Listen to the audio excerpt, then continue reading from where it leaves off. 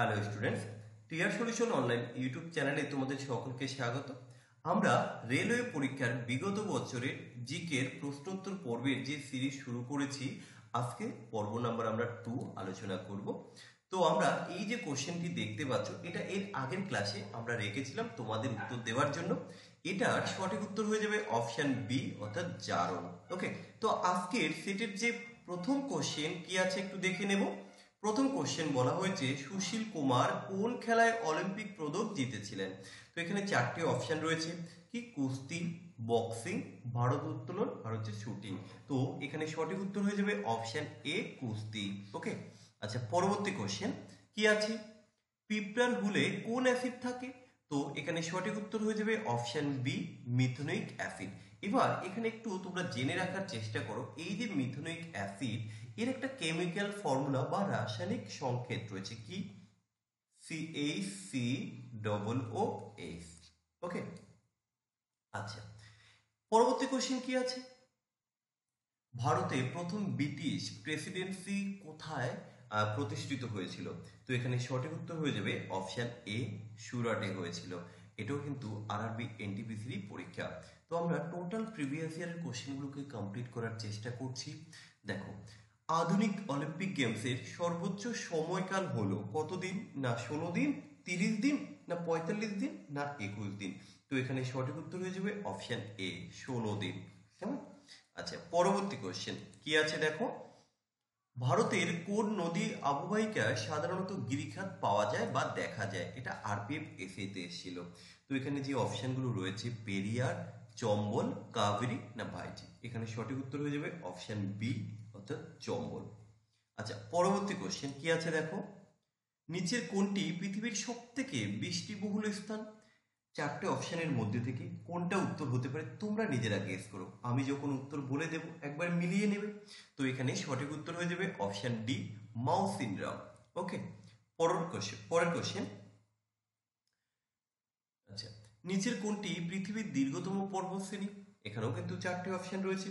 তো এখানে সঠিক উত্তর হয়ে যাবে অপশন ডি, আন্দিজ। তো এই কোশ্চেনটি আরপিএফ কনস্টেবল পরীক্ষায় এসেছিল।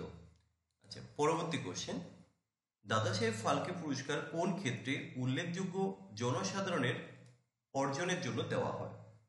আচ্ছা এখানে অপশানে ছায়াছবি বা সিনেমা, যাকে আমরা বলি, সাংবাদিকতা, না সাহিত্য, না খেলাধুলো। তো দাদাসাহেব ফালকে সিনেমাতে দেওয়া হয়, অর্থাৎ ছায়াছবির ক্ষেত্রে দেওয়া হয়। আচ্ছা পরের কোশ্চেন, ব্লুটুথের উদ্ভাবককে, আমরা যে ব্লুটুথ ইউজ করি তাই তো, তো এই ব্লুটুথের উদ্ভাবককে চার্লস সিমোনি, বিল গেট, জাফ হার্টসেন, পল অ্যালেন। তো এখানে সঠিক উত্তর হয়ে যাবে অপশন সি, জাফ হার্টসেন।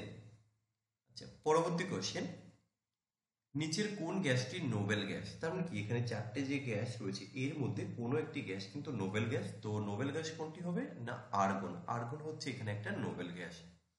আচ্ছা পরবর্তী কোশ্চেন কি আছে, 2020 সালের নভেম্বর মাসে ভারতের নতুন হাইকোর্ট কোথায় নির্মিত হয়েছিল। তো অপশন এ কি রয়েছে, Amaravati, option B Nellore, option C Warangal, option D হচ্ছে বিশাখাপত্তনম। তো এখানে সঠিক উত্তর হয়ে যাবে অমরাবতী, অপশন এ। আচ্ছা পরবর্তী কোশ্চেন কি আছে, কোন কমিশন কেন্দ্র ও রাজ্যের সম্পর্ক পরীক্ষা করেছে। অপশনগুলো এখানে রয়েছে, তো এর মধ্যে থেকে সঠিক উত্তর হয়ে যাবে option D, RS Sarkaria commission. আচ্ছা পরবর্তী কোশ্চেন, ভারতীয় সংবিধানে কয়টি ভাষা রয়েছে। অপশনগুলো তোমরা দেখতেই পাচ্ছ। তো এখানে সঠিক উত্তর হয়ে যাবে অপশন ডি, 22। তবে মনে রাখবে, রেলের পরীক্ষাও কিন্তু তোমরা এই 22টি ভাষাতেই দিতে পারবে। আচ্ছা পরবর্তী কোশ্চেন, চলো দেখি কি আছে, আন্তর্জাতিক পুনর্গঠন ও উন্নয়ন ব্যাংক, যাকে আমরা IBRD নামে চিনি, তো এখানে কি বলা হয়েছে, কোনটি এর মধ্যে, তাই তো, বা কি নামে পরিচিত। তো এই যে অপশনগুলো রয়েছে, IBRD, যাকে আমরা বিশ্ব ব্যাংক হিসাবে কিন্তু জানি। তো এখানে অপশন বি হয়ে যাবে সঠিক উত্তর।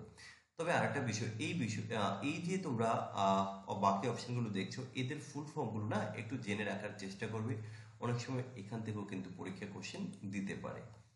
আচ্ছা পরের কোশ্চেন, পরিধির মধ্যে চৌম্বক ক্ষেত্র রেখাগুলি কি আকারে থাকে। এখানে চারটে অপশন রয়েছে, এর মধ্যে থেকে সঠিক উত্তর হয়ে যাবে অপশন সি, ওকে, না সরি, একটু ভুল বললাম, অপশন এ হবে, অর্থাৎ সমান্তরাল সরল রেখা আকারে থাকে।